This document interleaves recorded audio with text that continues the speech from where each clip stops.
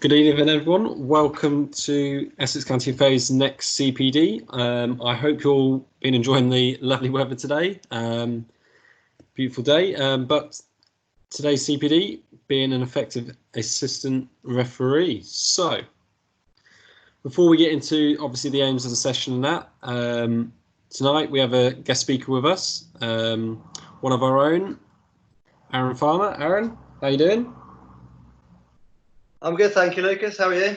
Yeah, not too bad, thank you. Not too bad. Do you want to give everyone a bit of an understanding of who you are, where you've gone with your refereeing career, and what you do outside of refereeing?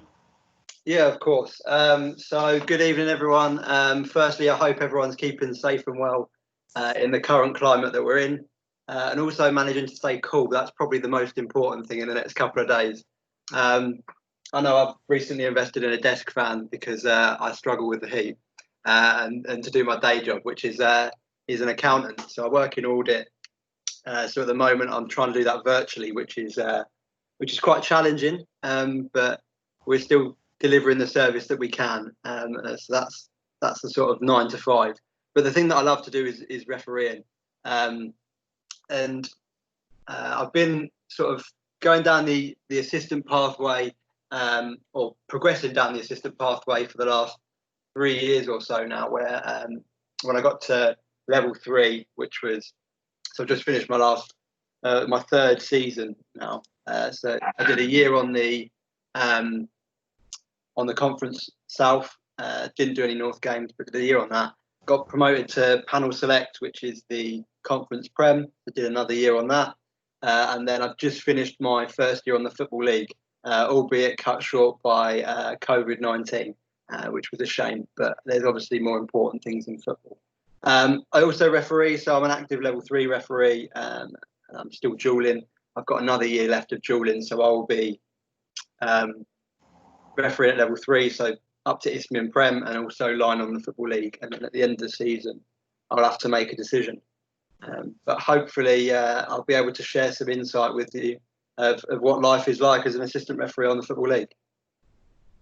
Perfect. Thank you for that, Aaron. So we'll get on to tonight's session. So the aims of the session: knowing the role of the assistant referee, to be able to enhance teamwork with the referee when being an assistant referee, knowing when can we add value as an assistant referee, and knowing how we can communicate as an assistant referee with, of course, the referee and potentially even fourth official.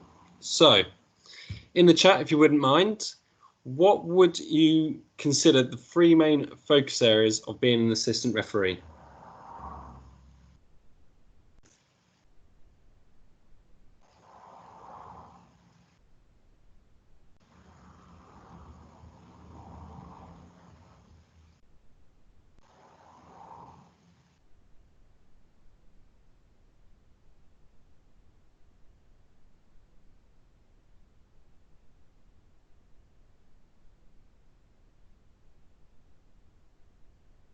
Yeah, so Navin's given us offside.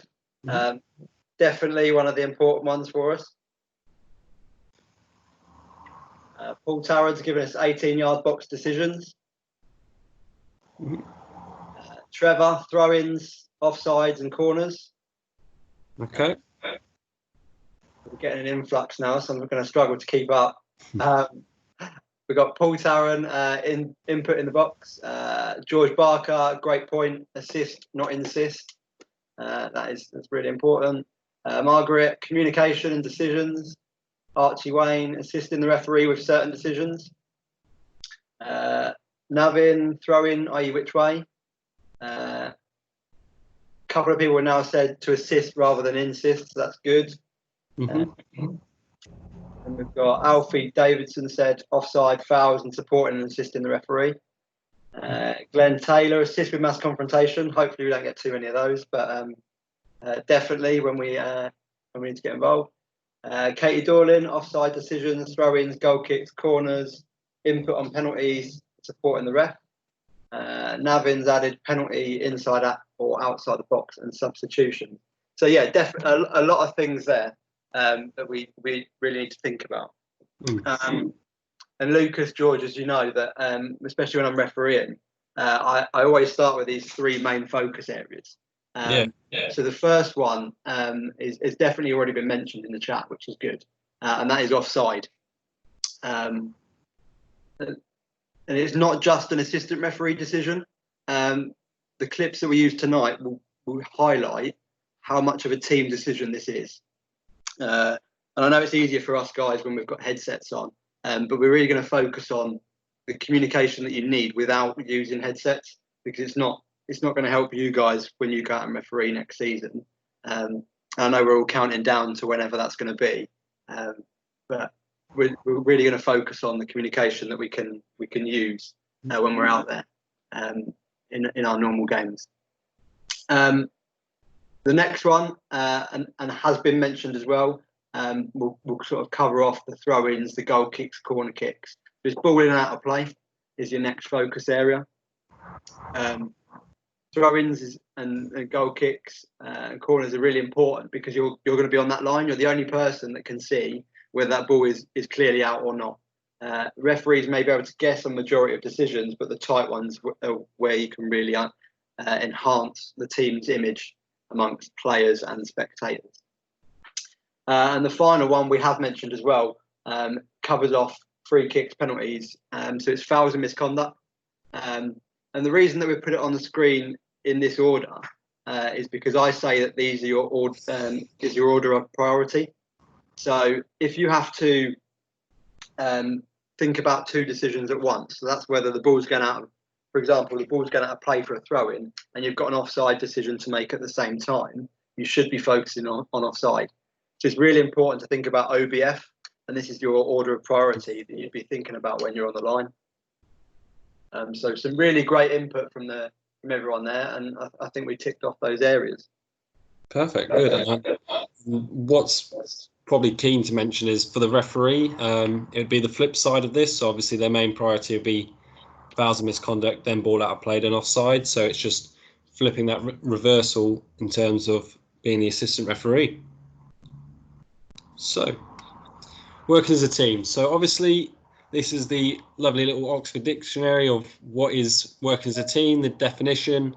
Won't go too much into it. Obviously it's about that process of working collaboratively with a group of people to achieve a goal. So whether we've got neutral assistants, whether we've got club assistants, whether we're working a team of 3, team of 4, even team of 5, including an observer in that, we've got to work as a team, and we're all looking to have that same outcome at the end of the day, which is the correct scenario. It's the scenario that we want and what is expected by all on the day. So we're going to move into a few clips. So hopefully, before we go into that, so we're going to move into a few clips now. Hopefully everyone's got the links that George sent through earlier. Might be easier for everyone to put the clips, watch the clips on their end through the Google Drive, because obviously internet speeds, etc. So we're going to go through, I think it was about 3 clips, if I'm not mistaken, Aaron, all around teamwork. So after each clip, if you wouldn't mind, just letting us know what teamwork potentially could occur. Is it good teamwork, poor teamwork? If it's poor, how could they develop it? And where we can go from there. So hopefully it should be clip 1 on your end, and it should be Middlesbrough Derby. So you ready, Aaron? Should we get into this clip? Yeah, I'm ready. Let's go for it. Let's go.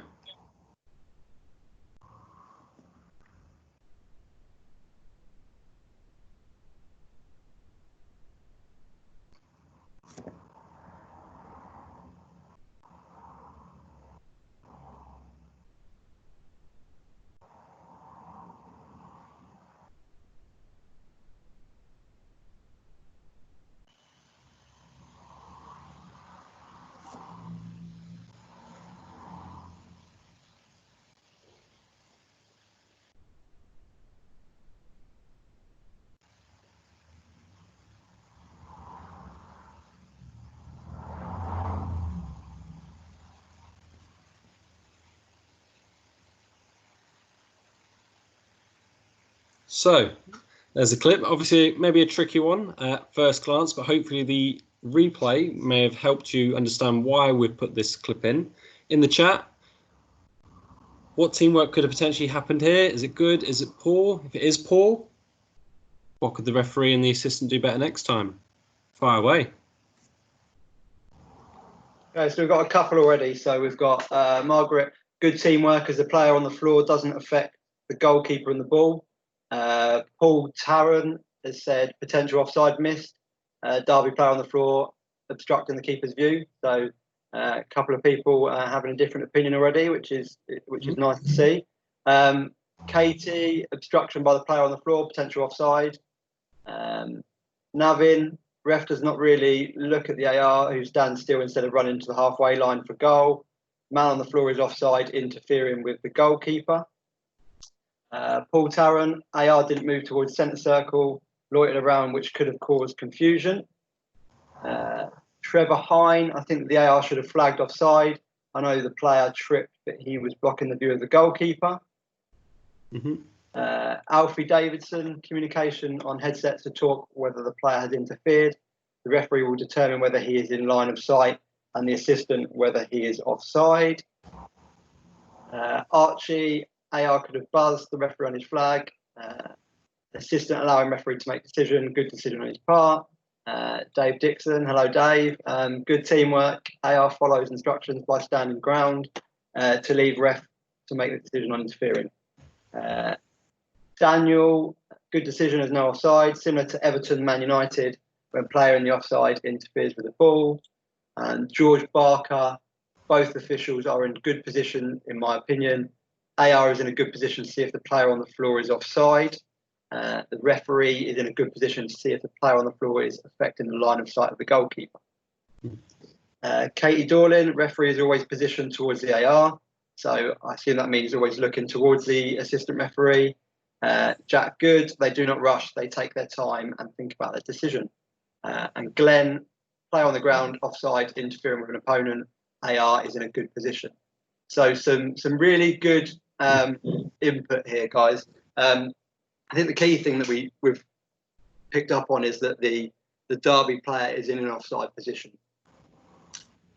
So from my experiences as an assistant, I can tell you won't always be able to work out whether there is a line of sight impact or how close that player is to the goalkeeper. All you may know is that the attacker is in an offside position. So you have that part of the jigsaw. You need to get the rest of the information from the referee. So all you can categorically say, factually say, is that the player is in an offside position. You can provide that information to the referee. At this point, you would then need to have a conversation. We don't have the luxury of communication kits at the level that we're going to be refereeing at. So how do we think that we're going to be able to do that, and what would be best practice in this situation? And I'll give you a couple of minutes to get some responses to that in the chat.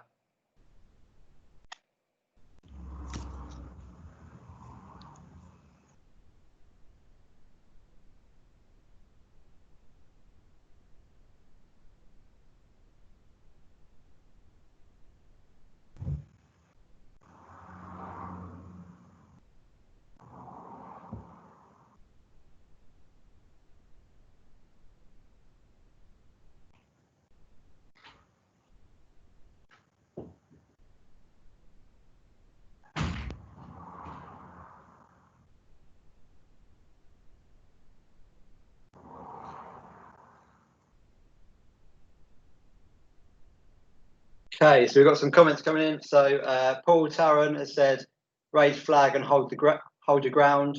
Ref can then approach to get the AR's interpretation and what the offence is. Yeah, good. Trevor Hine, flag up for offside, then allow ref to come over and talk about why you've given the offside. Glenn, wait and see, eye contact, and then raise the flag. Glenn Baker, if offside, AR should use their flag. Katie Dorlin, no surprises. Was there an appeal? If really unsure, ref and AR could come together. Anthony Phillips, agitate the flag to gain the referee's attention, so he come over for a chat. And Dave Dixon, hopefully ref will cover in pre-match what they want, either hold the ground or put up the flag. So yeah, some really good points actually. And to be honest, it all depends on what the referee says in their pre-match, and this is where this is the most important thing about teamwork. Every referee is going to be different. So I've worked with a number of different referees over my assistant referee career, and every referee wants things done in a different way.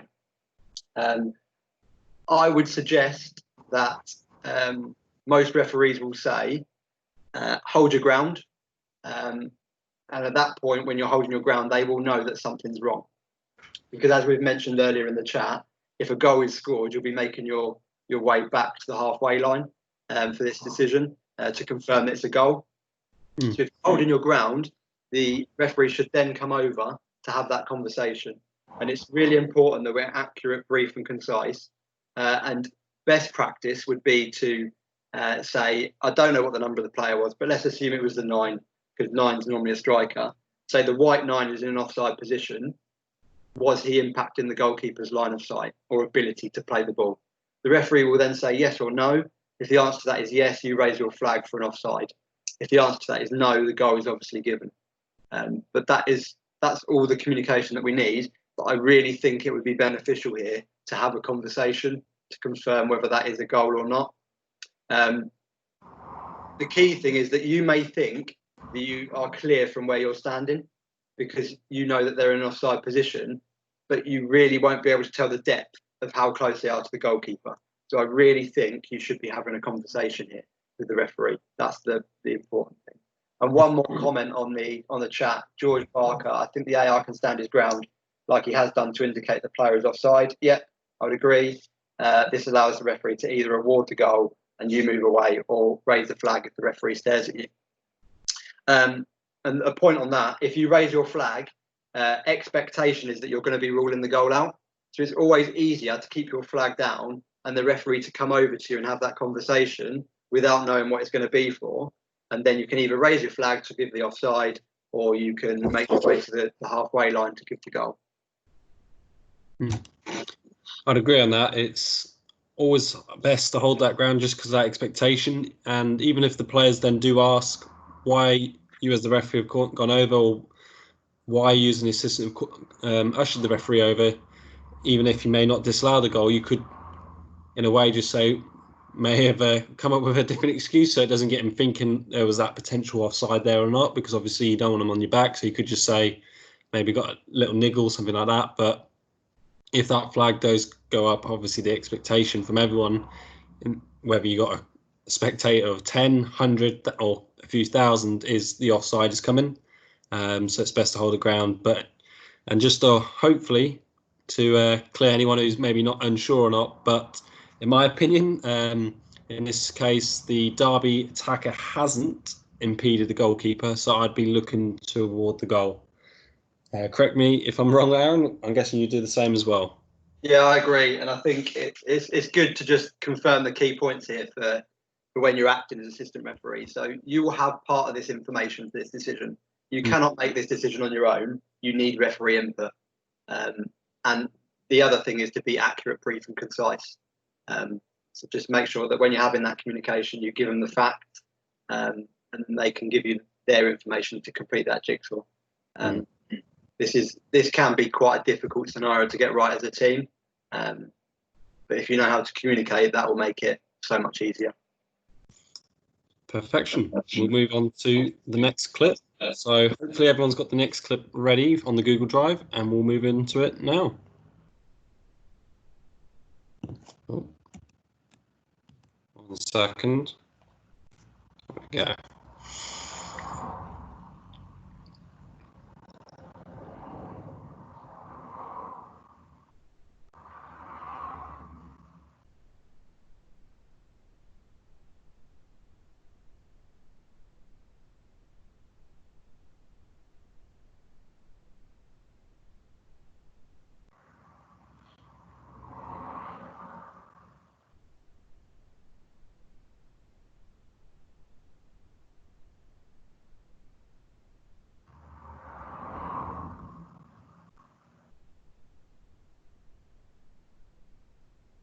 So a little bit shorter clip. Again, in the chat, fire away what teamwork has potentially happened or maybe not happened, what's good or what's potentially not so good, and if so not so good, how could the team of officials do better, and more importantly, how can the assistant enhance the teamwork here?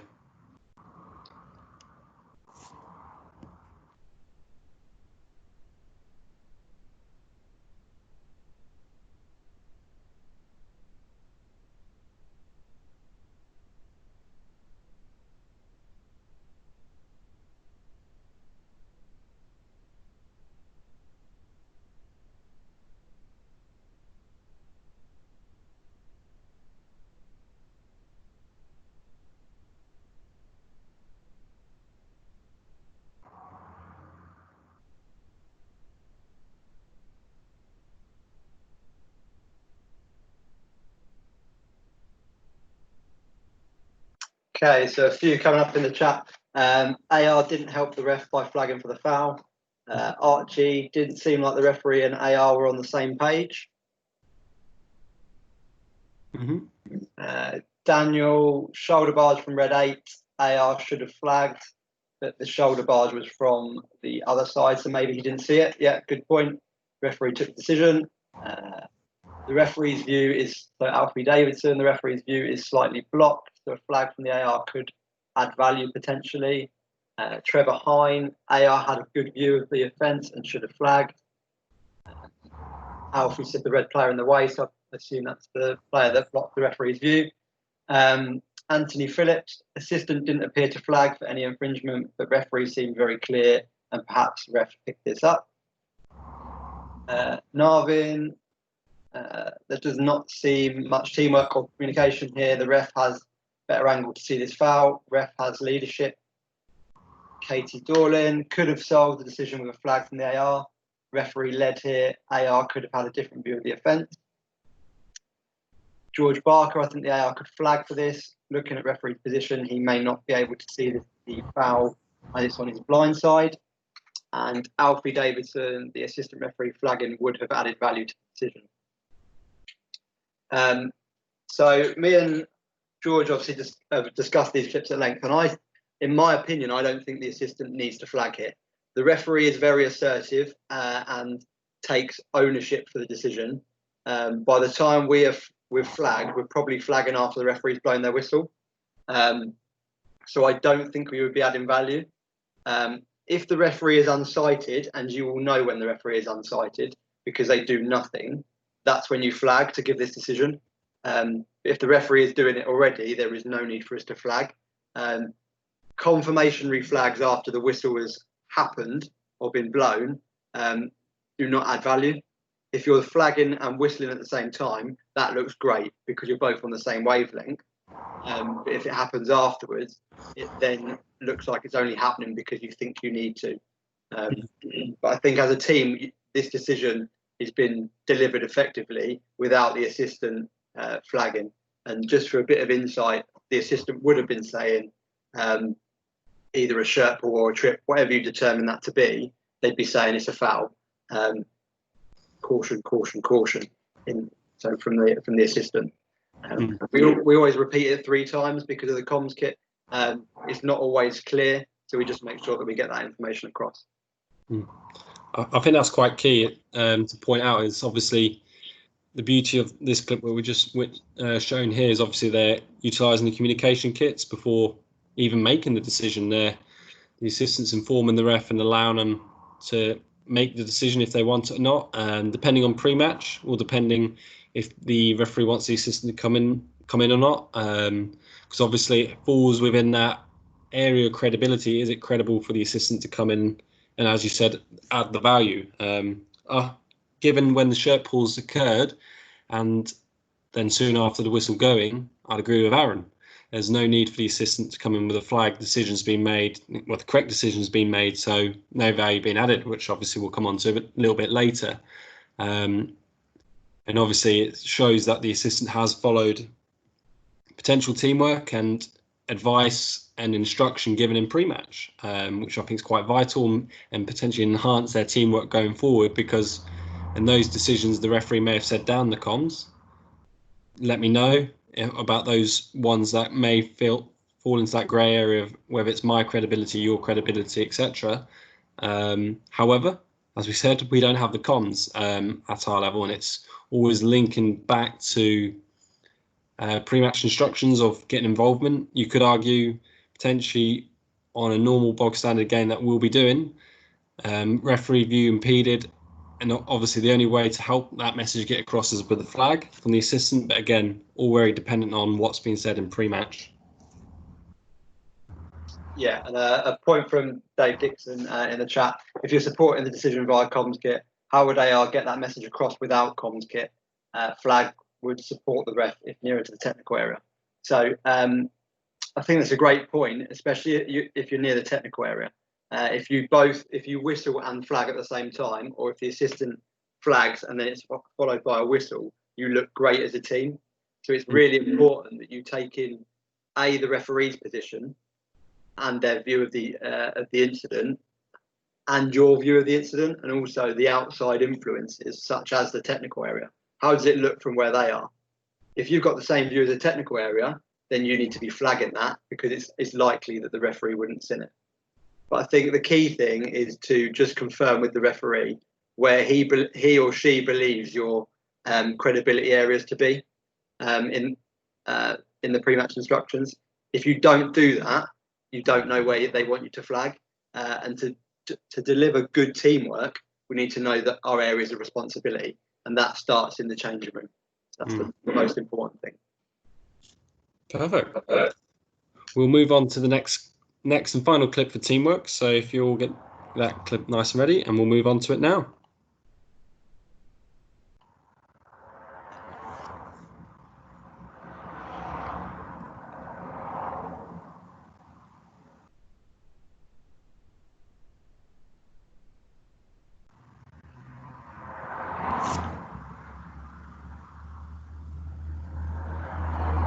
While you're watching that, can I ask you to think about what information you would be given as an assistant referee here?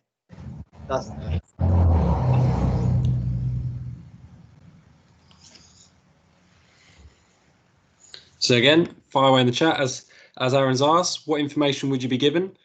Has teamwork potentially occurred here? Obviously, again, they have the beauty of the communication kits. So what would we be doing without the communication kits as an assistant in this scenario? Has it been good teamwork? Have we got the correct outcome? Can the assistant get involved a bit more or less? Fire away.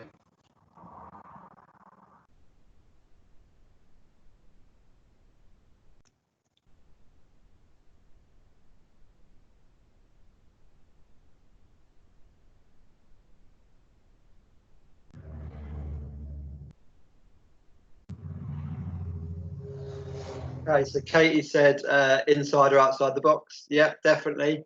That's a really key thing in this clip.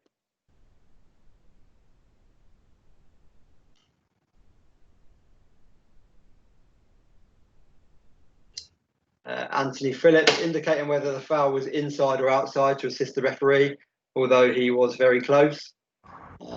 Archie, AR could really be the decider on whether it is a penalty kick or a free kick.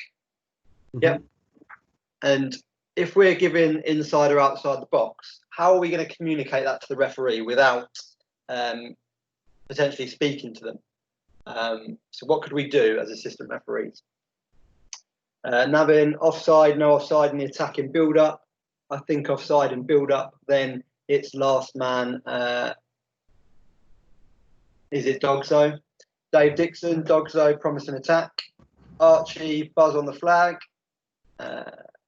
Lanray, this is where the AR needs to be accurate, brief, and decisive. Jack Good, it's in the AR's credibility zone. The assistant needs to say, firstly, if the offence is a penalty or free kick, then the sanction they feel should follow, as the referee had lots of players in his line of sight. George Barker, I think with a decision like this, it's important to tell the referee what you've seen and not what action to take. Inside or outside, step away or towards the corner flag. Good. Lanray, AR movements towards the corner flag or towards the 18. Katie Dorlin, agitate the flag stronger for a penalty. Couldn't really see the Trevor couldn't really see the AR flag for the offence and stand in the 18-yard box or outside the box. Looks like the ref sees the foul, so no need for the AR to raise flag.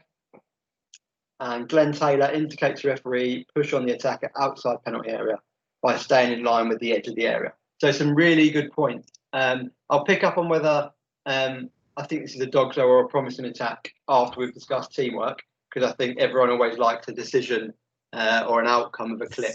But we'll discuss the teamwork side of things first.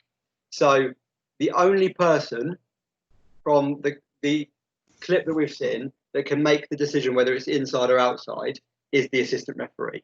We're assuming that they are in line. And it's really important that you do your utmost as an assistant when balls go over the top like this to be in line with the edge of the 18-yard box.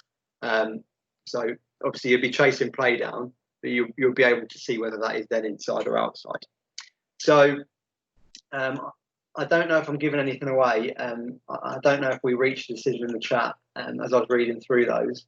I think we did have some say it was outside the box. So you'd be flagging for a free kick. And we've said that some people would agitate more if it was a penalty.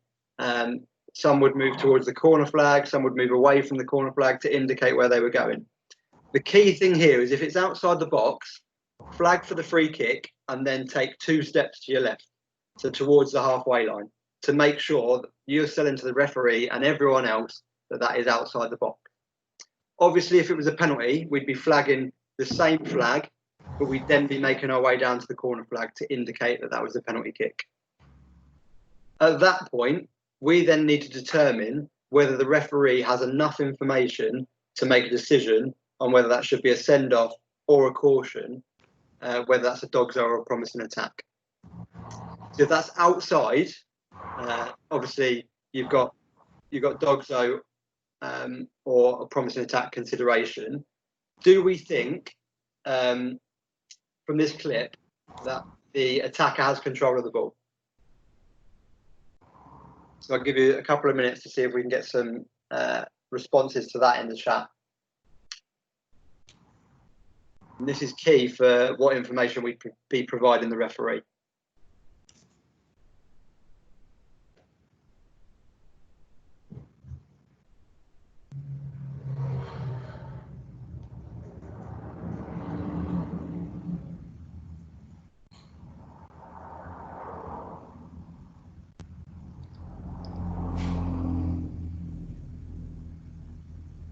So Trevor, no, the goalkeeper had the ball when the foul happened. So, yeah, I think that's the key thing. The attacker does not have the ball under control. So therefore, this cannot be denying an obvious goal scoring opportunity. It's a caution for stopping a promising attack. And we can provide that information to the referees to say that we don't believe the attacker had the ball under control. Therefore, we believe it's a caution for stopping a promising attack. You can give that information to the referee. The important thing for when we've got to make a decision like this and we haven't got comms kits is that you need to have a face-to-face conversation if the referee is unsure on what action to take. You'll see that in the clip that the referee looks at the assistant and at that point they are communicating over the headset exactly the conversation that I've just discussed. About whether it's inside or outside, and then whether they believe the attacker has the ball under control or not. But I think we've reached the fact that it's a free kick and it should be a yellow card.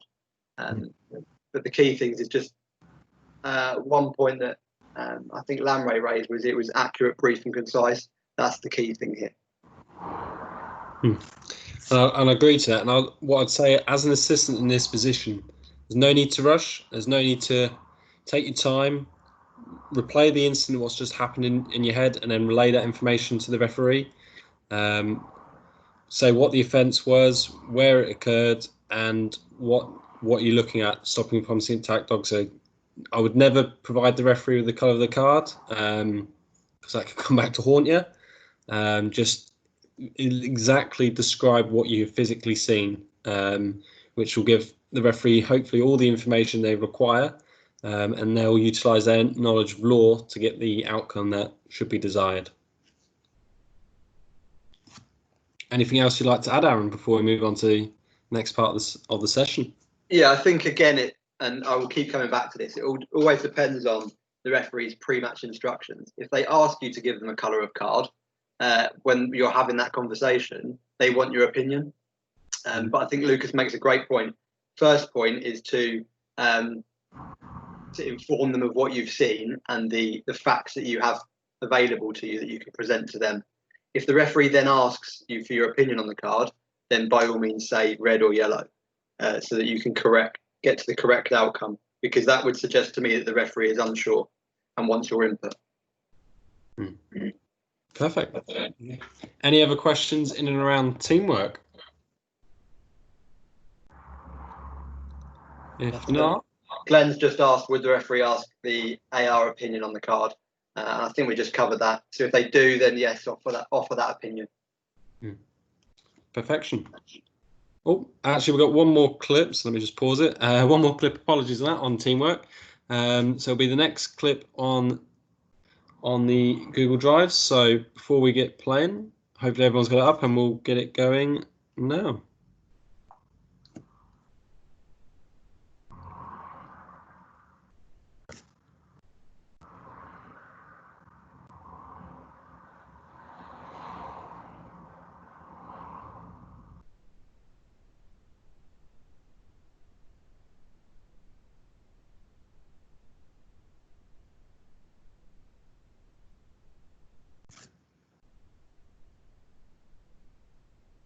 So again, fire away in the chat.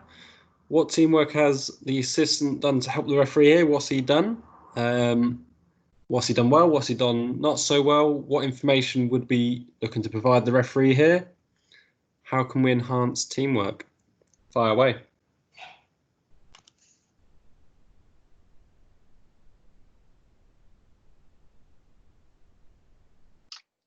Glenn just said in reference to the prior clip that I covered it as he pressed send. So all I'd say is great minds think alike.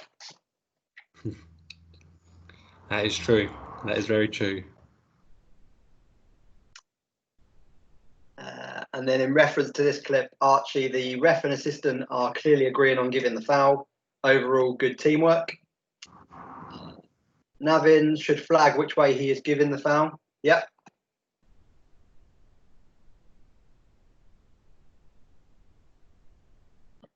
George, AR flags for the foul misconduct, but doesn't indicate a direction of what way. Yeah, I'll cover that shortly.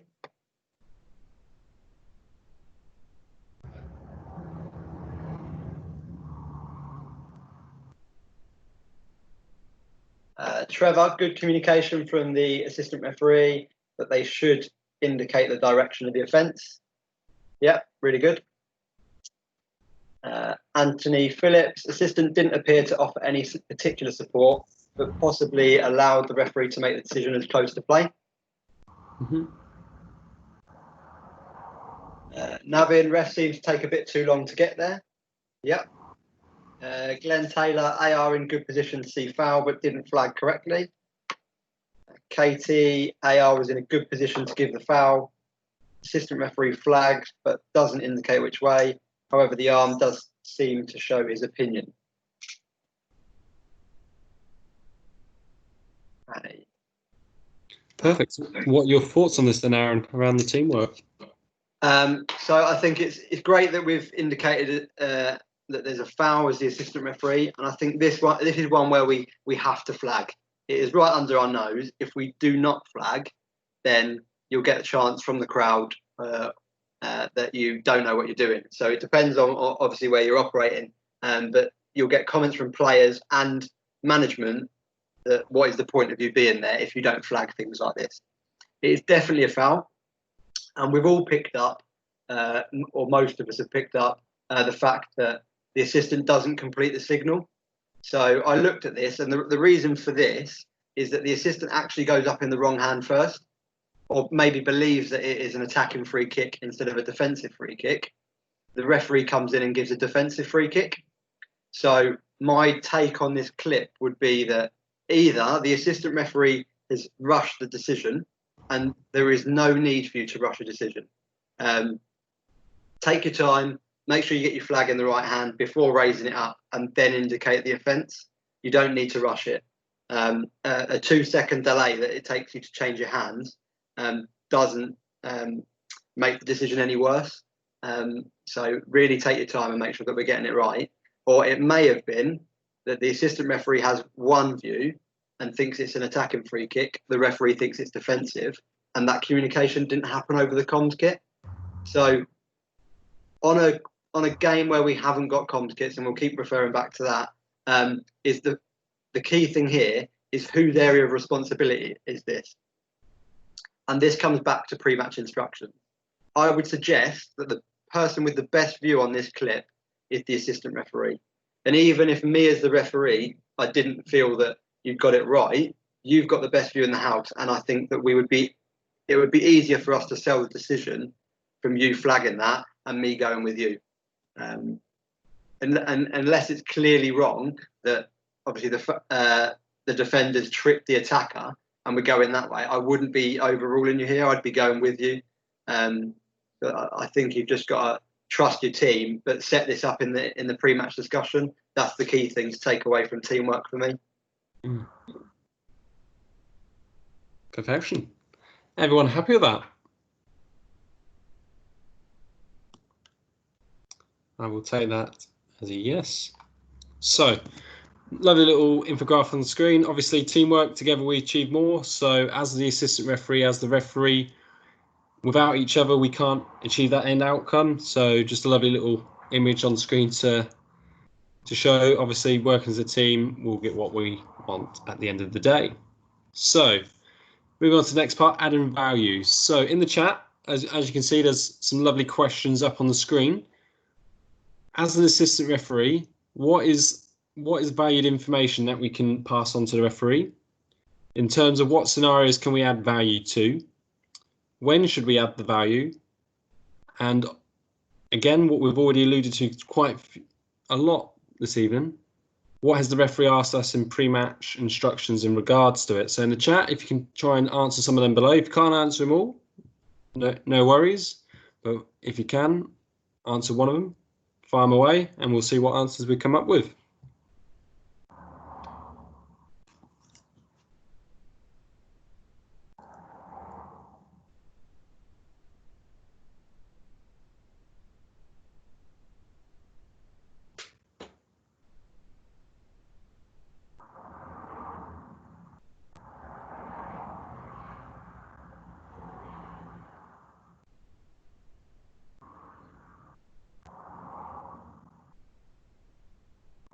Okay, so the first comment in the chat is we can add value by when the ref is clearly unsighted. Yeah, I think that's a great point.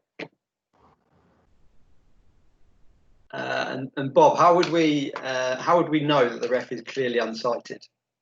What signs could we get from the referee? Anthony Phillips, valued information gives the referee something useful that you feel he or she might not have seen. Yep. Katie, being aware of credible zones. Eye contact is a means of communication. Yeah, really, really good point. Eye contact and reading people's body language will help you know when you need to come in. Listen to pre-match instructions. Yeah, I would expand on that by clarifying anything that you're unsure of in pre-match instructions. So don't be afraid to ask questions. Referees should be inviting you to ask those questions. Glenn, any feedback that can help the referee and assistant to arrive at the correct decision? Yep. Bob, awareness of where the ref is. Yeah, that's a really good point. Lanray, valued information, a player on persistent infringements. Yeah, definitely. So we can do that at half time potentially, and also if the referee is close to us, we can let them know that someone's clocking up a few fouls. George Barker, body language, moving down to the corner flag or away from in or out of the penalty box. Yeah. Indicating downstairs with the flag direction of contentious throw-ins. Yeah, so moving it to the hand that you're going to flag with before you raise it. Great point. Standing ground or moving away with the ball over the goal line. Yeah. Trevor, the valued information is uptake on what you see if the ref has missed the offence. Yep. Archie, helping when the referee gives you the I don't know look. Yeah, we all know what that is. So that's what I was referring to earlier. If the referee looks at you really blankly, you know that if you've got some information, you need to give that to them. Ref may look across to the AR for help from Glenn. Yeah, definitely. Navin, add value by getting the offsides right on goals where there is no goal line technology and the ball crossed the line or not. Yeah, really important. Glenn Taylor, ensuring that the referee has recorded misconduct to the correct player, i.e. yellow or red card. Yeah, hopefully in the pre-match instructions they'd assign that role to one of the assistants as well to make sure we don't miss anything. Anthony Phillips, you may have heard something said close to you that the ref hasn't heard.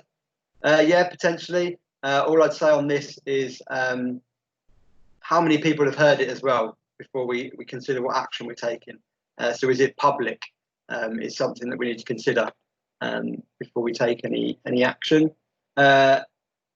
Navin, less is more. Yeah, I agree with that. As was said earlier, keep the flag down at times to avoid expectations, so unexpected decisions. Less really is more, and that is a key point when you're operating on the line. But that covers those points, Lucas. So perfect. So what we'll do now is we'll move on to the clips, and these clips are all going to be about adding value. Well, before we move on to that, obviously, as you can see on screen, adding value is where the assistant brings the attention of misconduct or an instance the referee is not either seen, or where the viewing angle of the assistant referee provides additional information. So something obviously we just covered in the chat. So it's generally one of these 2 points where it's bringing attention to the referee or providing additional information. So we're going to move on to some clips now about adding value, and should you add value there, or how could you add more value, etc., etc. So we'll go on to the first clip.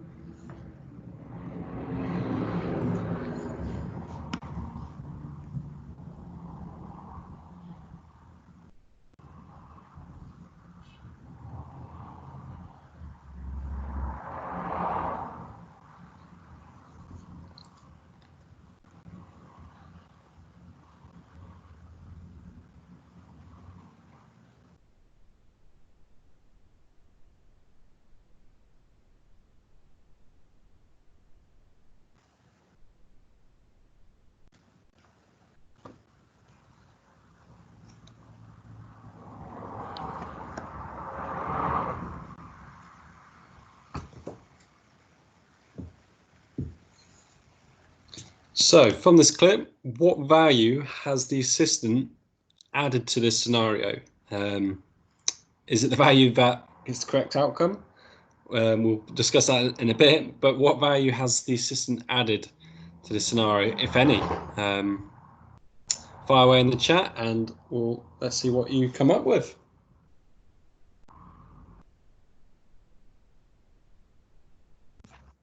So Archie used his assistant referee as a tool to make sure his decision was 100% correct, and his decision is unanimous with the AR.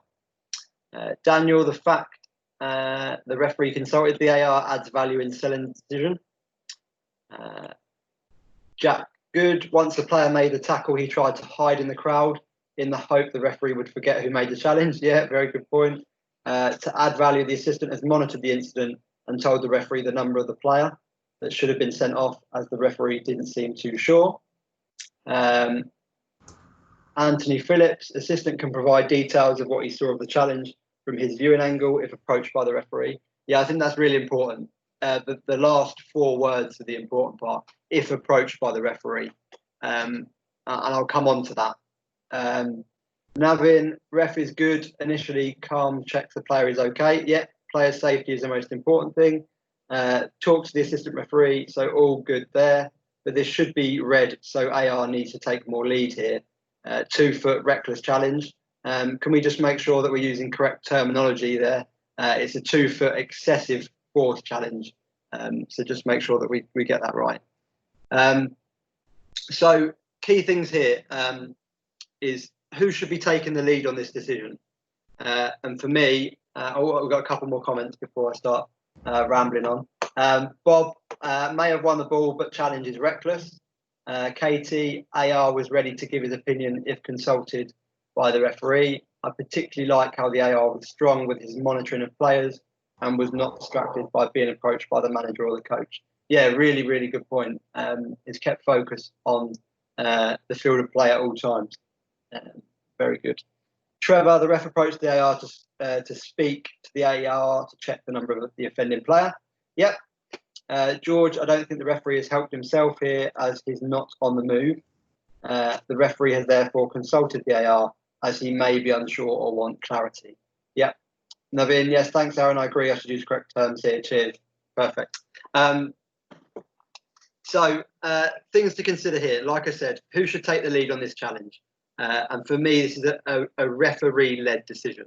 So if the referee knows the outcome and has seen the challenge clearly, then he should be taking the lead on this challenge. Obviously, the key thing is players' welfare and player safety. So the referee has done it particularly well here. But moving on to the assistant, because we're talking about being an effective assistant referee.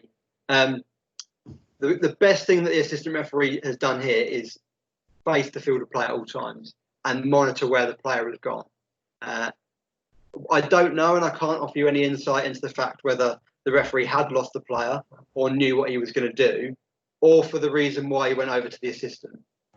But if I was watching this as an observer or a coach, I would expect the referee to be making this decision and leading with a red card for excessive force. But I would then, if the referee said to me they were unsure, I would say, well, yes, you've done the right thing by going over to your assistant and confirming what they have seen and who the player was. So that's where, as an assistant, we always have to be ready to add value. It may not always be taken. So you need to, if you've got the information, you need to know when to get involved and when not to. Like I said at the start of my explanation on this clip, I think this is a referee-led decision. The only time you need to get involved here is if the referee is clearly asking for help from their body language. Perfect. Thank you, Aaron. I think that's quite key. It is a referee-led decision. And obviously, the outcome is not what should have happened in the sending off of the player. They have gone caution. We obviously don't know what the conversation, as Aaron's alluded to, has had. Having a stab of it, I'd probably say he's probably asking where the player is. It looks like the referee's already made up their mind. I'll throw it back at you, Aaron. If you 100% believe that should be a sending off offence as the assistant, would you get involved and try and communicate that to the referee? It would depend on how credible I think I am. So if it happened in this location and I have the clear view that I do, then yes, I would. I would be offering that information. I obviously have the luxury of being able to communicate that over the headset. But I think if you believe it's a red card, for me, the assistant referee has the best view in the house here from being side on. If you want to offer that information, and again, I'll caveat that by it will come back to pre-match instructions. So if the referee has said to you that if you believe it's a red card and you think I've got it wrong, then please get involved, then do it. If the referee says if I'm sending a player off and you think it's a yellow card, but I've done it and I don't want any involvement from you, then there's your answer. So again, I'm going to caveat everything I say by referee pre-match instructions, and that's not a cop-out. Trevor, a question in the chat. What happens if the ref gets the wrong player? Then for me, you are obliged to let the referee know that they've sent off or cautioned the wrong player. It is then down to the referee what they do with that information as the team leader. So, Lucas, I hope that's answered your question, and Trevor, I hope that's answered yours. Perfect. And we'll move on to the next clip. So hopefully everyone's got that ready in the Google Drive, and we'll get onto it.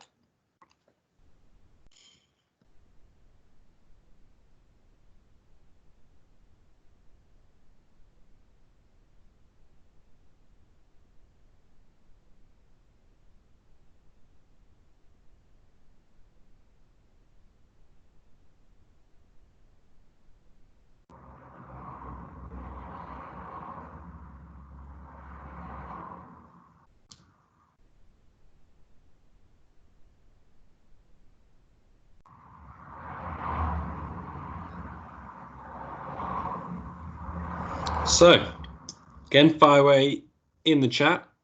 What value has the assistant referee added here? Is it value potentially you should be given as the assistant? How far in field should you be looking to provide this information to the referee if there is a distance? Fire away in the chat.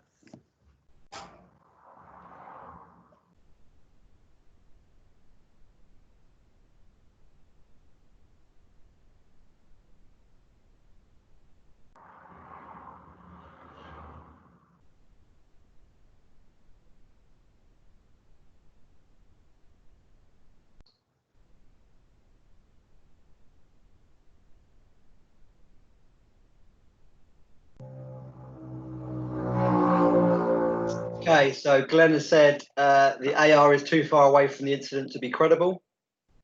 Katie, this is not a credible zone decision. Bob, ref much nearer to make the decision. Yeah. Daniel, I think the referee sees the AR's flag. Ask the players shout, lino, lino. Yeah. I'm sure we're all aware of that shout. Archie, we can see the referee is very sure it's a foul as he very persistently. I assume that meant the assistant referee. Sure, it's a foul as he very persistently took his flag. Was he a neutral AR? Yes, I believe so. If he wasn't, the decision would obviously be less credible, too far away anyway. Anthony Phillips, decisive, insistent flag from the assistant to help referee who was some distance away from the incident. Yep, great point. For those who put no credibility by the assistant, if you put that, do you think the assistant has added value to the game? I'll throw that back out to those who've said no credibility. Back over to you, Aaron. Thanks, Lucas. Lanray, referee has taken the lead all day. AR is less credible but can support. George Barker, I personally don't think the AR is credible here. No value added. Referee is much closer and should be closing down the incident. The referee clearly doesn't believe it's a foul as he turns away to play on. AR's flag looks ugly and could cause major issues. Yeah, I think that's some very good points in there. Trevor, not sure the ref has seen the offence. He was too far away, and AR is too far away to see the foul, but called it because he was being shouted at by players. Yeah, potentially. Navin, tricky one here. Ref is closer to the incident than the AR and turns away, but AR supports or insists with the flag. I think ref just needs to speak before the red card. Katie, ref had his back to the potential offence, which leads me to think he disagrees with the decision. The ref could have cut the grass. Yep, could well have done. AR may have been been sure on the offence, but I think the communication looks clumsy here. Yeah, some very, very good points. I'm going to pick up on the fact that a lot of you think it is not credible for the assistant referee to get involved in it. And just before I do that, there's another message in the chat. No, maybe not. Maybe just my laptop playing up. What I would say here is this is credible, but only if the referee is clearly unsighted or a long way away. So our credibility area would extend if the referee is miles away. So when the challenge occurs, the referee isn't actually in the clip.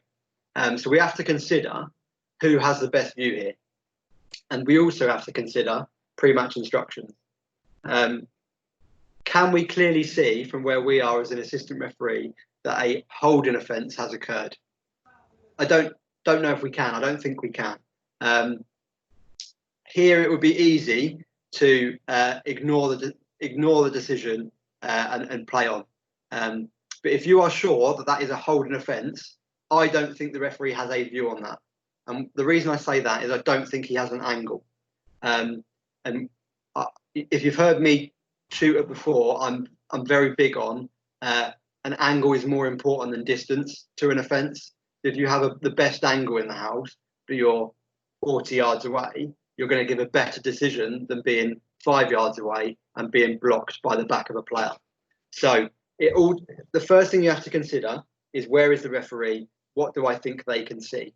If you think the referee is obscured and you are sure that that is a holding offence, you have to flag it. I think you have the best view. So therefore, I would be flagging that and informing the referee that I think it's a foul. Referee clearly then decides that it's a denying obvious goal score opportunity and sends the player off without any conversation. And Paul Clark, back to pre-match instructions. If ref has made a clear error in law, then the signal should be credible. The referee should have gone across to speak to the assistant. Yeah, completely agree. Clearly, the referee didn't want to make this decision or didn't believe it was a foul, and therefore the assistant has given it. It's therefore important that we clarify what that decision is and what the assistant thinks the action is that we should take. Perfect. So, Aaron, in this scenario, do you think value has been added by the assistant referee here? If we just go for simple yes or no. Yes. Why do you think that? For me, the referee is obscured and doesn't have a clear view. And the assistant referee clearly sees the holding offence. Perfect. Thank you. We'll move on to the next clip. The next clip, obviously, Aaron's going to have a bit more expertise on. Watch it all the way to the end, because then you'll understand why we've put this in there and why it's potentially adding or not adding value. It will be named, I believe, on the Google Drive. Shout out here, George. I believe it's Southend United. I can't remember the away team. Who's the away team? Accrington Stanley. Accrington Stanley. So that's what the clip will be called.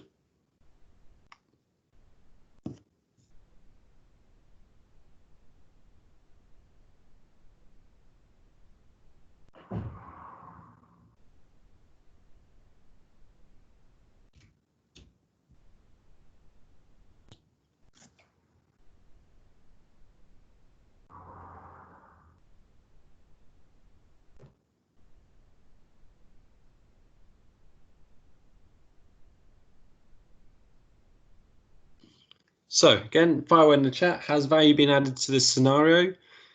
Hopefully everyone's understood why we may have put it in, but I'll let Aaron speak about it because obviously he is in prime position to tell us why this clip has been added into tonight's presentation. So fire away in the chat.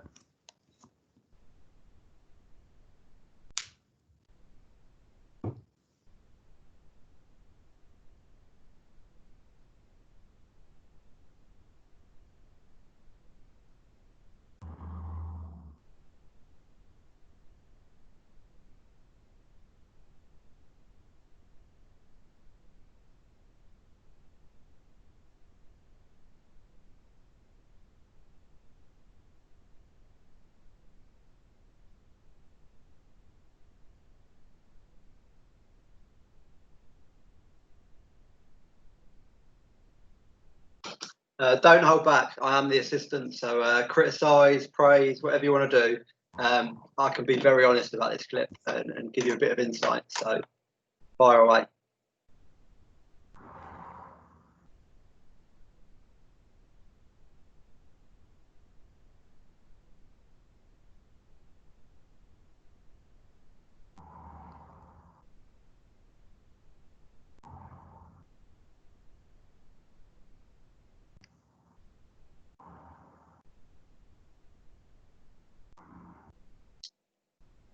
Okay, Navin, offside flag, so that bit okay, but should be taken further towards the touch line. So I assume you mean goal line. Daniel, I think the AR might have communicated that no one touched the ball. Archie maybe could have waited until the ball was touched by the attacker.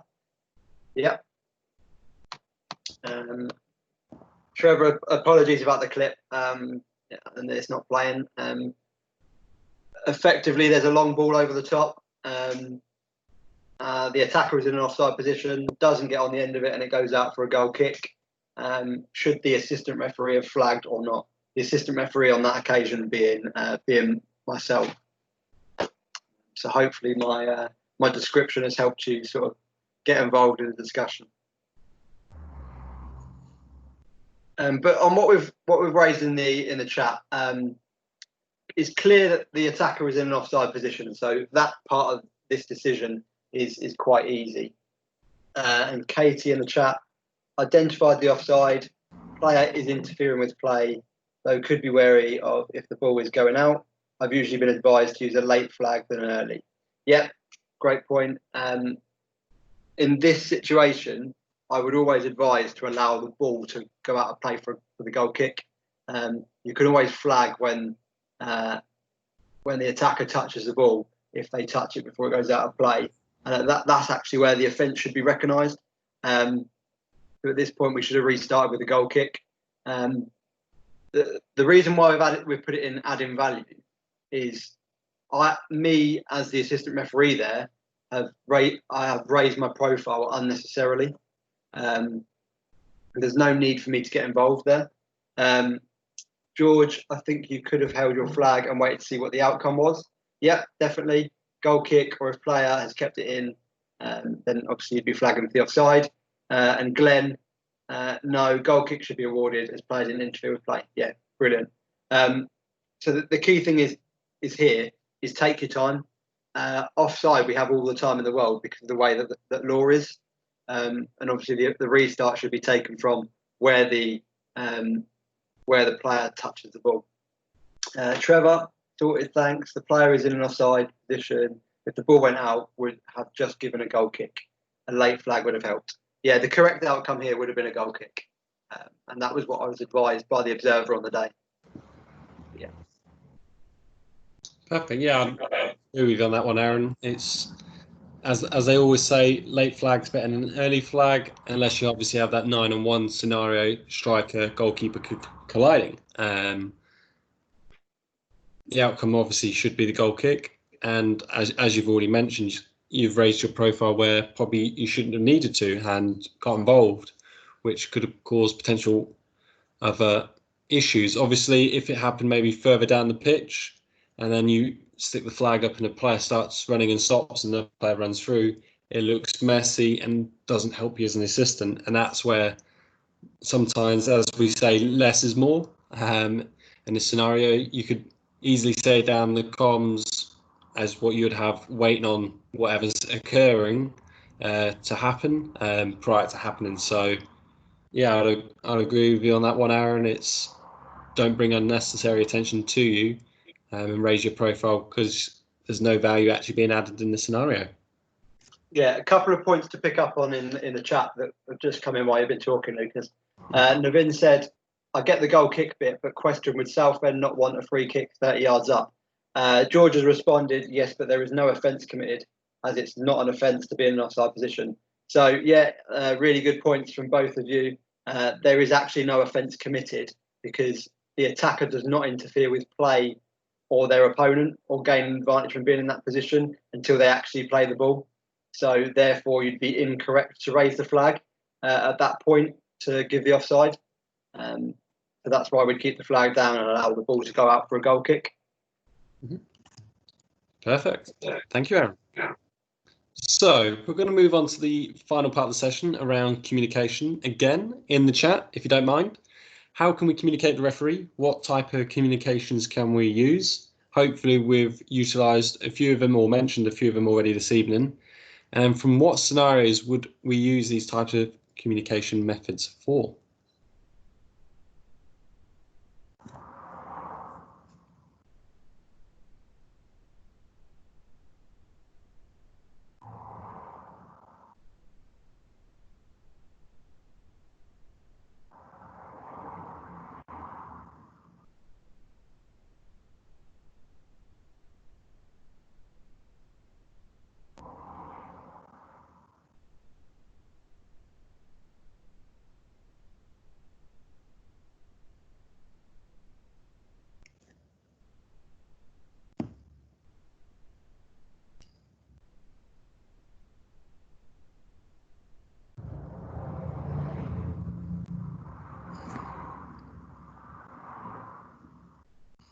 Hopefully the types of communication should be quite easy. Have we got anything in the chat so far, Aaron? Literally, as you said that, yeah. Katie, eye contact, body language, being vocal. Navin, flag, body language, shaking the head, nodding. Lanray, body language, most definitely to indicate fouls, especially pulling, not elbows or trips. So Lanray, why would you say not elbows or trips? Or for that matter, punches or kicks potentially? Glenn, flag signals, your position, eye contact. Katie, flagging to add value. George, body language when distance is far between the AR and the ref. Facial expressions and eye contact when AR and ref are close. Conversations when opportunities present themselves. Anthony, flag, body language, eye contact, thumbs up, depending on information to be conveyed. Yeah. The thumbs up bit is really important for a team morale perspective as well. So if you think the referee's made a really good decision, obviously don't go celebrating it up and down the touchline, because one team will probably be quite upset about the decision. But on the slide, there's no reason why you can't give them a thumbs up. Just go, yeah, I think you've got that right. Well done. That just keeps the team morale high and us believing in ourselves as a team. Katie, using downstairs hand signals to show which way.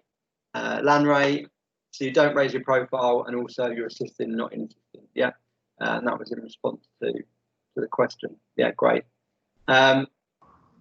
So I think the key things here are eye contact. Is the first thing. So always, before you do anything as an assistant, look at the referee, see where they are. If they're looking at you, and you can tell whether it's a blank look or they don't think there's a foul, that will give you some sort of indication on whether your involvement is needed. If they're not looking at you, you then need to decide whether it is in your credible area, as discussed in the pre-match, as to whether you get involved or not. And a couple more things in the chat before we move on, Lucas. Katie, if you're the ref, thank an AR, even if you don't necessarily agree with the decision. Shows you've acknowledged them. Yeah, really important, and that's really important for the teamwork as well. You're delivering this game as a team of three, even if those two assistants that you've got are club assistants. But think about it from an assistant referee point of view. You can clearly see when the referee is annoyed with the decision that you've given them. So you can take that into your own refereeing on how to treat your assistants and try and keep them on board, whether you agree with that decision or not. And Trevor, holding your ground, direction of your flag, and your position after the offence. Communication, a raised hand or thumbs up from ref, and eye contact. Yeah, so the position that you move to is quite key as well. That gives quite a lot away. And also your body language when delivering a decision shows confidence. That's really important. Perfect. Thank you, Aaron. So obviously there's two types of communication, or two-way communication. Obviously clarification, where either yourself as the assistant referee, you're seeking information from your colleagues to help you understand the situation, or confirming, you're sharing what you know that is relevant to situations. So before we go on to the clip, obviously it's the next clip along. Again, what communication is occurring here? Is it good communication? Could they do it maybe differently? So we'll have a watch of the clip and you'll see why we've included this. So I'll get it playing now.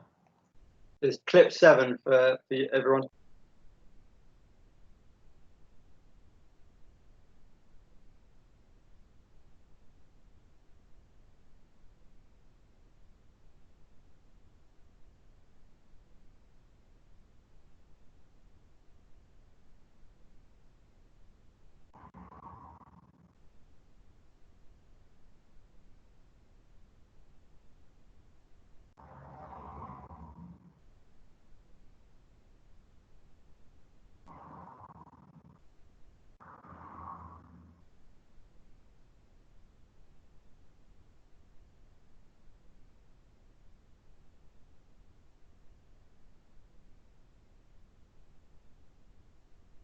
So in the chat, what communications occurred here between the assistant and the referee? Could it maybe have done differently?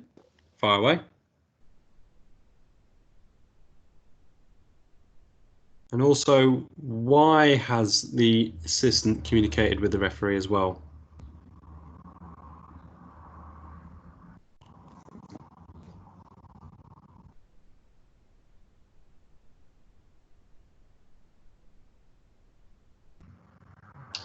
Okay, so the chat is on its way. Archie, AR's signal has overturned the goal. Yeah, had a better angle, so the referee took the assistant's decision over him as he is more credible. So out of interest, Archie, what is the restart you would be suggesting as an assistant here, and what offence are we going to be giving to the referee?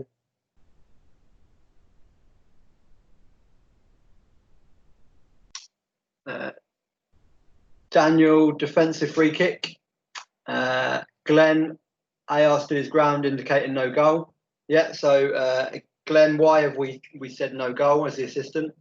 Navin, no one touched the ball. AR signals correctly. Player was over the line when heading. Then it's a goal kick. Great, well done.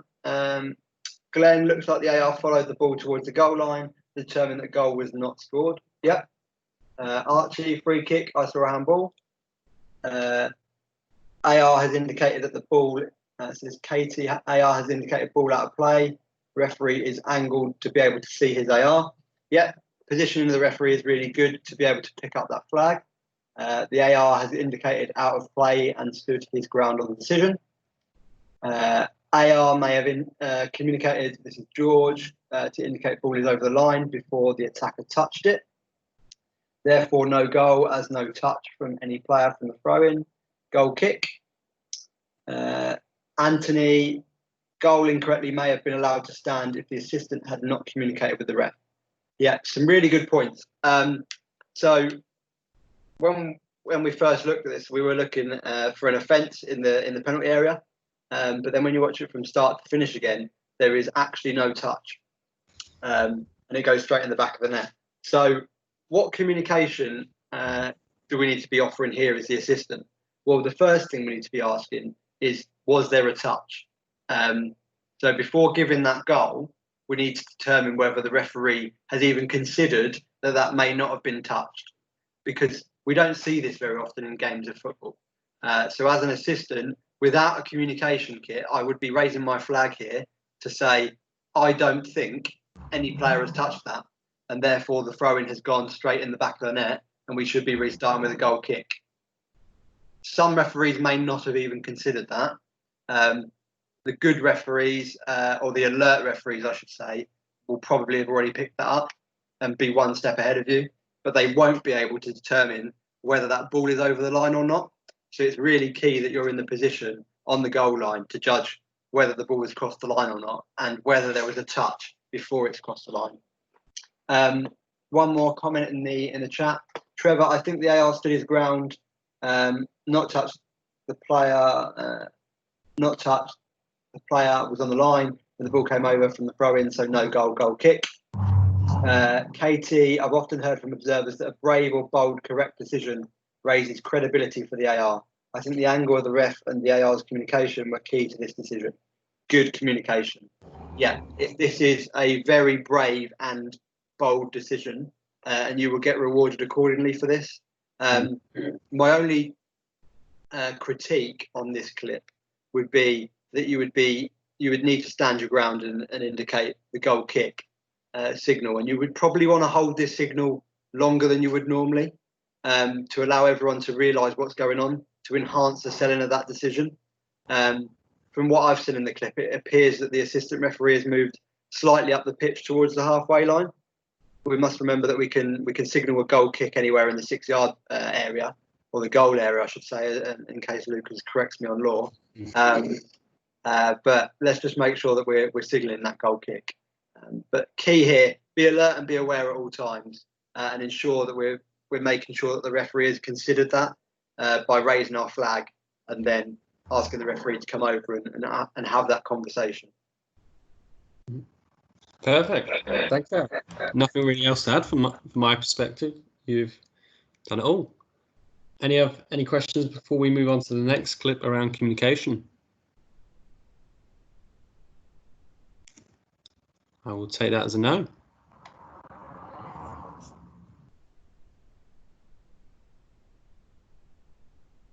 Clip 8 for everyone.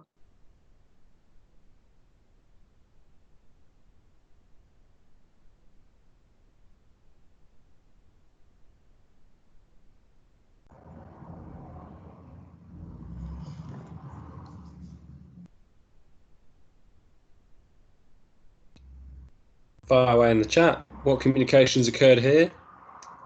Has it been good communication? Obviously, it will link back to adding value and, in some essence, teamwork. But fire away in the chat.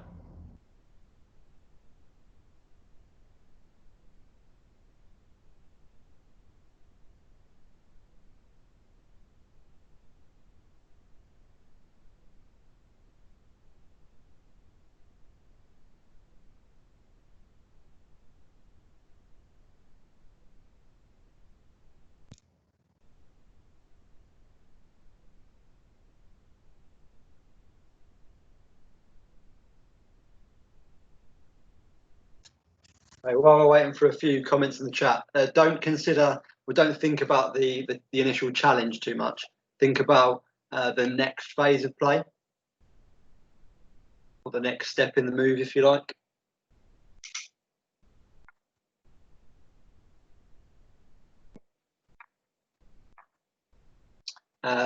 Navin, offside in the middle and looks correct decision. AR needs to look more sharp and more confident, looks disinterested almost. George, poor communication from the AR, doesn't hold flag up to signal offside before lowering to indicate position on the pitch. No offside for me. Archie, hard to tell if he gave a really late offside or goal kick, not a convincing decision. Katie, AR looks nervous. Trevor, the AR shouldn't have given offside as the player who took the ball was onside, but even if he did think it was offside, should have held the flag up. Yeah, really good points. Just see if there's any more before we run through my thoughts.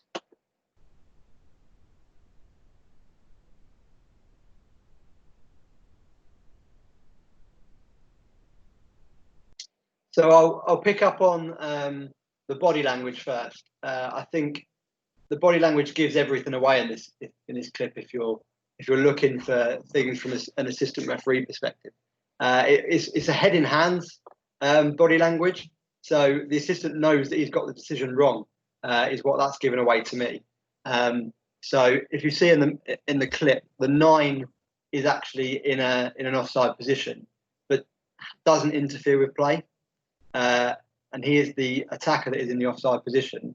The other attacker that runs through is not offside. And the referee is not aware of who the assistant is flagging for. So the team incorrectly award that offside.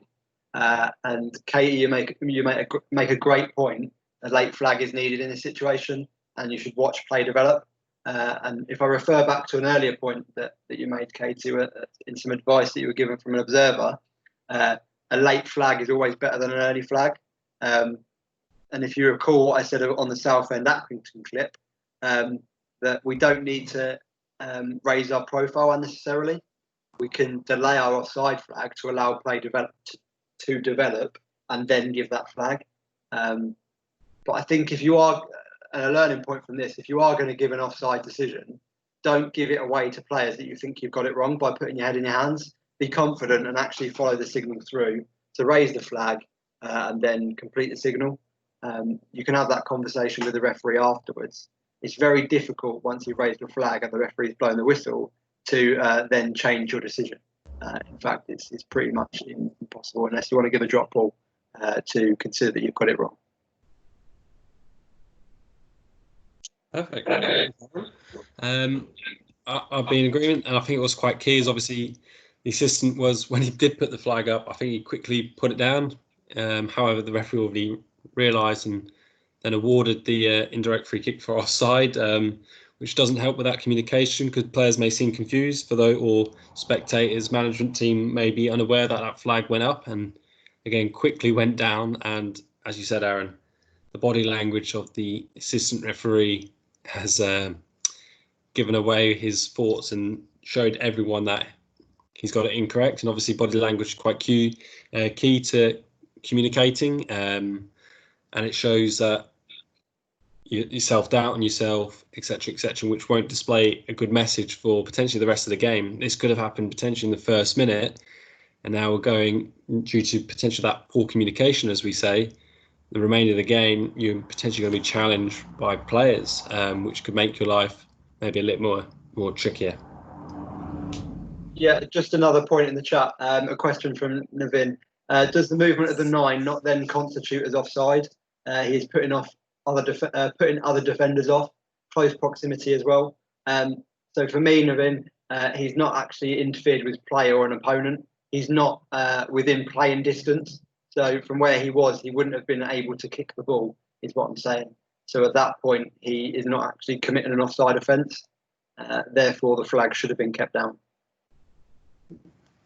Perfect. Thank you, Aaron.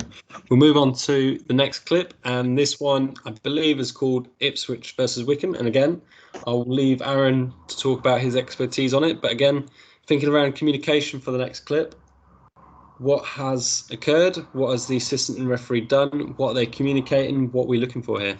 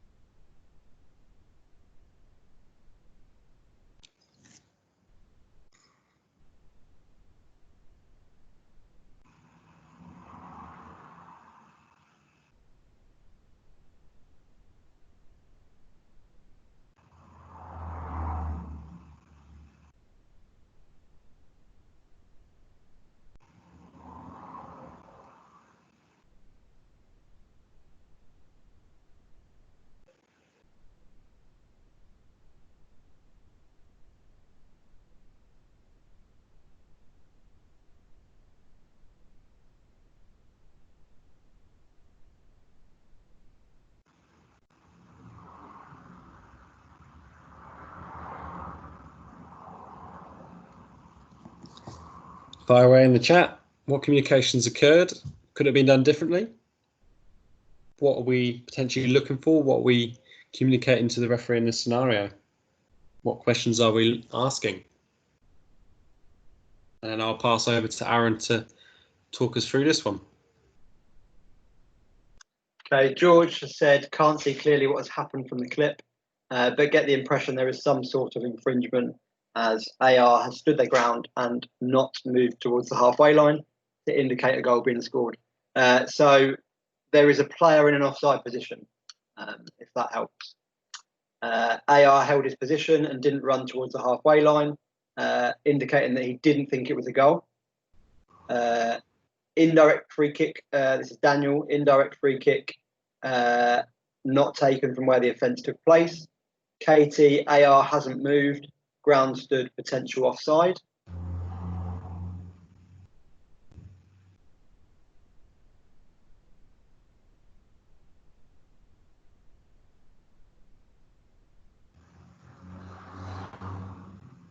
Lucas, while I'm talking through it, can you go back to as the ball's crossed in from the second phase of the corner, if you like? Yeah, so I'll play it through and then pause it at the point. Yeah, so where it comes back out here and before it's crossed in. About there? Is that where you want it stopped? Yeah, about there is good. Navin, it was offside. It hit another Ipswich player before going in. It's taken too long for ref to speak and give correct decision of no goal. Okay. So some good points. I know it's quite difficult to see from the clip, but we felt that giving you the bird's eye view, so the tactical cam view, was easier to demonstrate this clip. So you can see that and not very clearly from the clip, but you can see that the blue in the middle is slightly closer to the goal than the yellow defender. So he's in an offside position. Anthony, could referee have reacted to flag without needing to go over to speak, as this looks poor on the referee? So at the point the ball's crossed in, the player is in an offside position. So that is the information that I had. As we play the clip on, there is a potential, so there's a header here, or the ball comes off of someone here. And this is actually the phase where I'm considering whether it's offside or not. So as that header is flicked on, I don't know who it's come off. So I can tell you that Caden Jackson, the number 9 in the middle, is offside. That is all I knew. I didn't know whether he'd touched the ball, whether he'd impacted. So this goes back to the clip that we spoke about, which was Derby, actually, the first clip we looked at. Did the player impact the goalkeeper or impact the defender? On this occasion, no, they didn't. The attacker did not play that ball and did not interfere with the goalkeeper's ability to play the ball or any of the defenders. And in fact, the ball actually come off the yellow player, so it come off the defender and therefore is not offside. The reason that the referee took so long to come over and talk to me about it was because the comms kit went down. So he could hear me, but I couldn't hear him.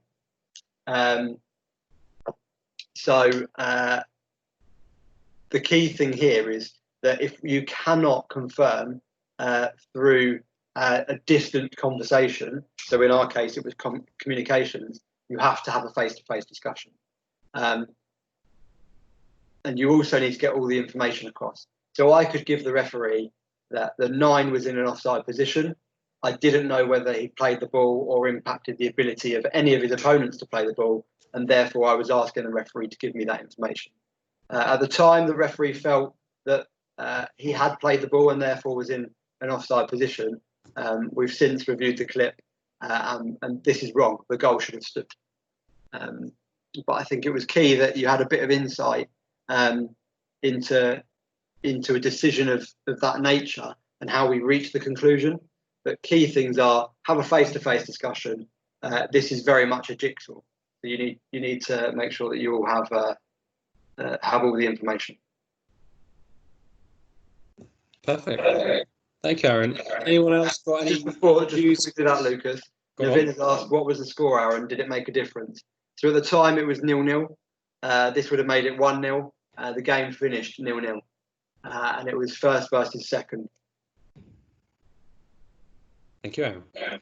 So any else got any thoughts around the communication? Obviously, as Aaron's pointed out, in probably these decisions where a prolonged discussion needs to occur, whether there's a lot of information to be passed between both of you, the face-to-face is vital. Communication, obviously, in first scenario, I think we alluded back on the first clip, is get the referee's attention, not to raise the flag straight away, because then that expectation is offside straight away before a discussion has even been made.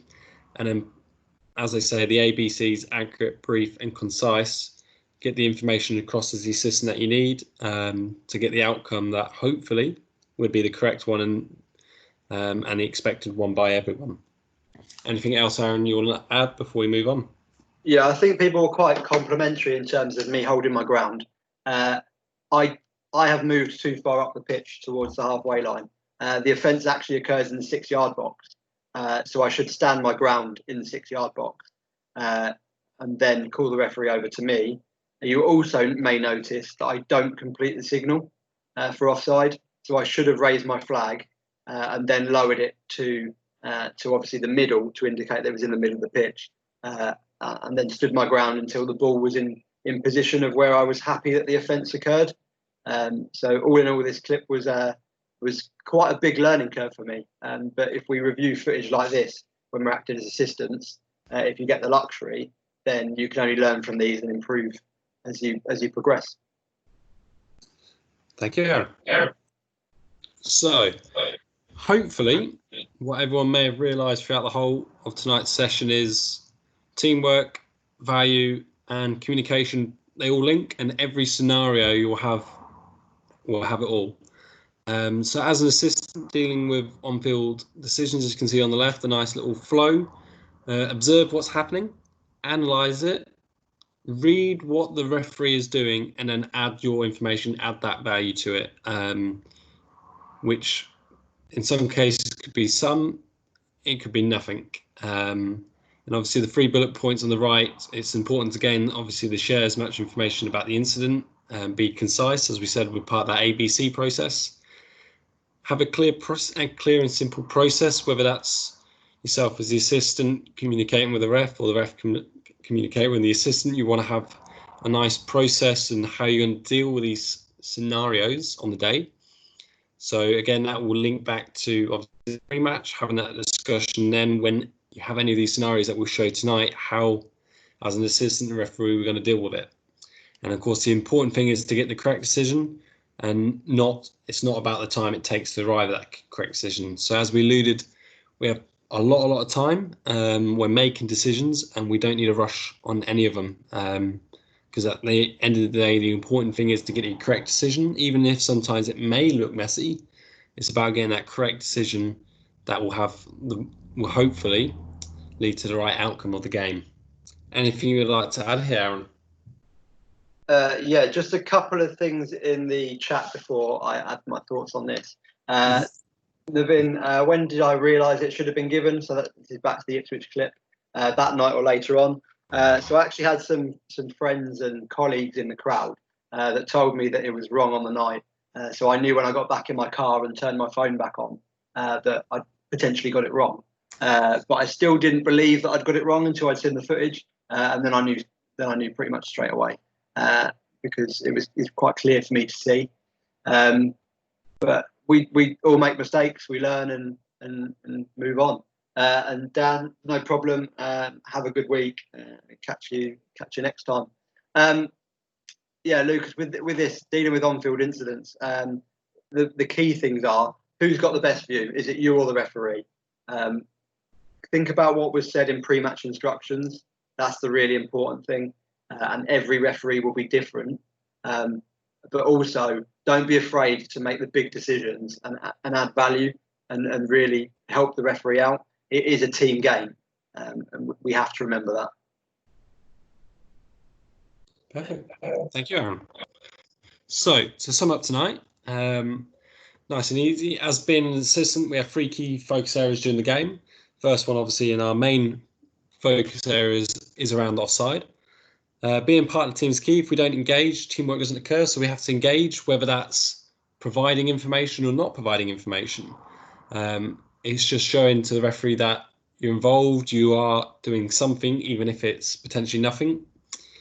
Value can be added to near enough every decision or incident during the game, whether it's, as I said, doing something or nothing, but it's depending on what pre-match instructions is provided.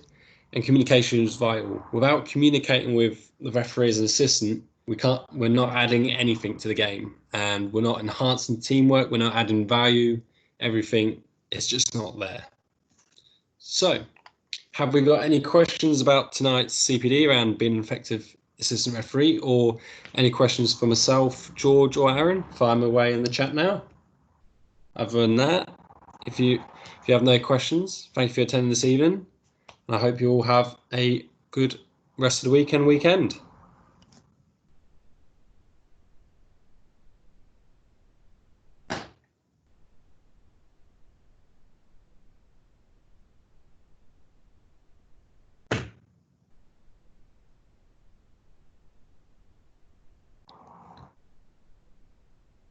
So do we have any questions in the chat, Aaron or George? No, we've got a quote from Navin. As Gandhi said, failure is an opportunity to learn. I think that's a great thing to learn from. Accept your mistakes, take the learning opportunities, and go again. That's all we can do.